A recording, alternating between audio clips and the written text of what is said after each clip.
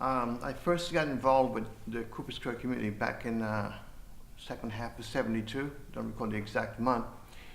Prior to 1972, I have been very much involved in the anti-Vietnam War, the draft resistance movement.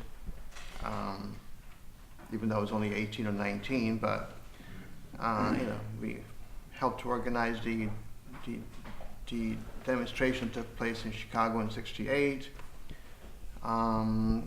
Worked for different organizations. At one point, I think just prior to coming to work for Cooper Square Committee, I was working for the Harrisburg Defense Committee, which was a group that was working to help to free the Berrigans and also to remove them from a conspiracy trial that accused them of conspiring to kidnap Henry Kissinger, which was ludicrous on its face, but it cost a lot of money to defend them and to eventually prevail.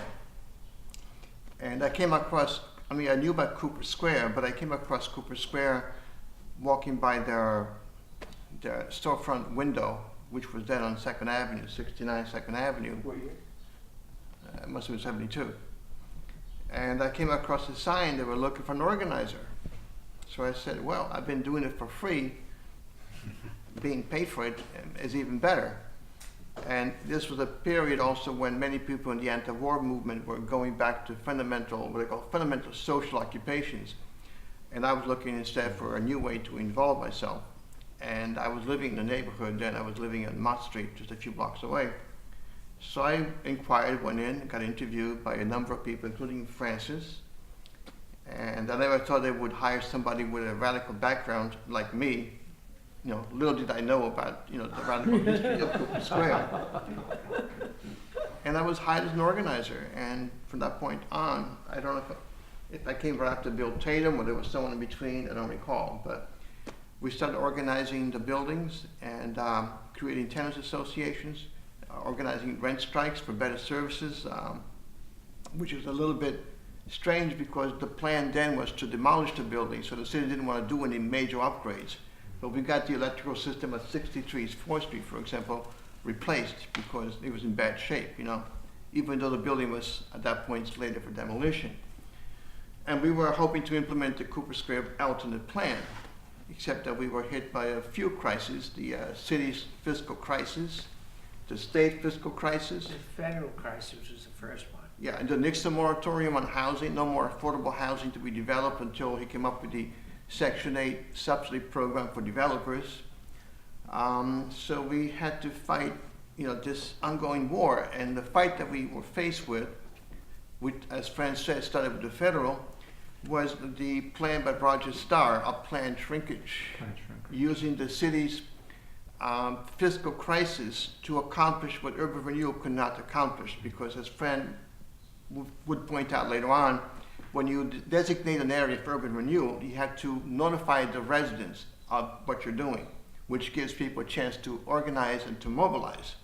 Whereas under Roger Starr's revised urban renewal plan, all you had to do is to follow so-called natural processes, namely cutbacks in police protection, fire protection, okay? So the people would leave of their own free will. What year was that? That was the mid-'70s. And I followed the medical model. If you have like an airplane crash and you have someone that's on the verge of dying and you have someone who has a broken arm, who do you help first? You help the person with a broken arm. So during the fiscal crisis, they concentrated their city resources on the better off communities.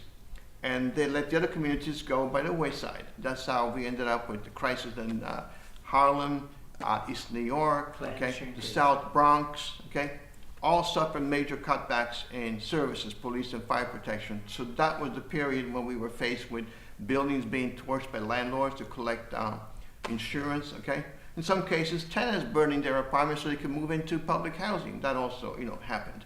But we fought back. The city stopped renting vacant units as they were required to do by the plan, so as to create enough vacancies so when the building was more than half vacant, they would do what's called consolidation and meld two buildings into one and demolish the other building.